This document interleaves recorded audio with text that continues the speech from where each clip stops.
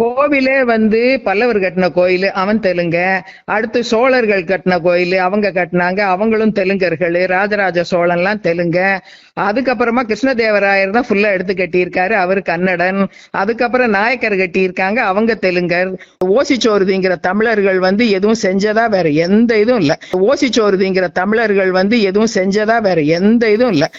ஓசி சோறுன்றீங்க தமிழ்நாட்டை சுற்றி இருக்க இடமெல்லாம். இப்ப தேவிகுரம், பேர்மேடு, இடுக்கி மாவட்டம் தான் பெரியார் அணை இருக்கு. அந்த பெரியார் நமக்கு கிடைக்காம நிலத்தை பிரிச்சிங்க. அடுத்தது பெங்களூர்லாம் வெண்காலூர்னு பேரு, அது தமிழ் பேர். கம்பை கவுண்டன் என்ற காஞ்சிபுரத்து கவுண்டன் தான் அந்த ஊரை நிர்மாணிச்சிருக்காரு. மைசூர், பெங்களூர் எல்லாமே எங்க ஊர் தான் ஆச்சுங்களா. அப்படி இருக்கும்போது எங்களுக்கு காவிரி ஆறு இன்னைக்கு கிடைக்கிறதுல எங்களுக்கு பிரச்சனை இருக்கு. அடிக்கடி இது தண்ணி விட மாட்டேன்னு சொல்லிட்டு இருக்காங்க. இதையும் காவிரி ஆறு தமிழுக்கு உரிய ஆறு. மைசூர், பெங்களூர்ல தமிழனுக்கு சொந்தமான ஊர். ஆனா அதை வேணும்னே இது இந்த மாதிரி சதி செய்து பண்ணது பிராமணன் தெலுங்கணும் தான் மாற்றால் வேண்டு போற மாதிரி பண்ணீங்க. அதே போல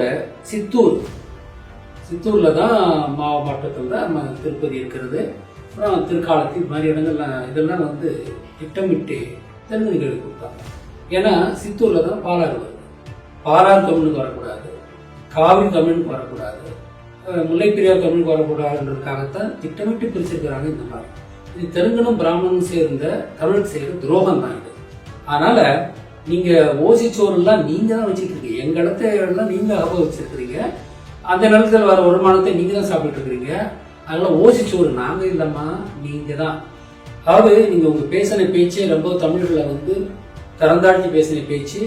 ஓசிச்சோறுன்னும் 5ஆம் மயிர் சங்கம்லாம் பேசுனதுக்கெல்லாம் நீங்க